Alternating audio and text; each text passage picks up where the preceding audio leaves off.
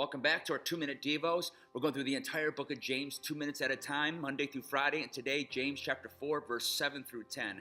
Now, James is talking about the issue of humility, and I love how he transitions from dealing with the church and being so self-centered to the issue of humility. He uses actually verse 6. So go back and read verse 6, because what James does is he actually quotes Proverbs chapter 3 when he says that God opposes the proud, but gives grace to the humble. And then he leads into verse 7 by simply saying this: humble yourselves before God.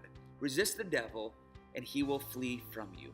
Come close to God. It's this idea that we are drawing close to God and away from ourselves. These people were all about honor. They wanted to be honored. They wanted blessing. And James is trying to get across to them that the way to honor is not by our own works, not by our own desires, not by our own abilities. Our way to honor and our way to blessing is not through us. It's through God.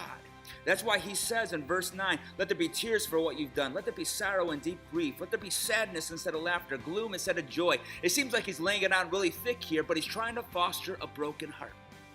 Not broken in the sense of somebody's just broke up with me or somebody has just left us or stabbed us in the back. He's trying to get a brokenness inside of us where we literally let our pride, we literally let the issues of self just begin to crumble.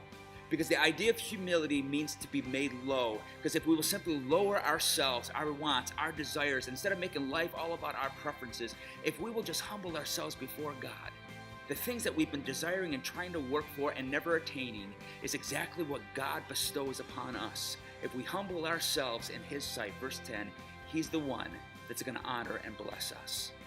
Man, that's a powerful thing.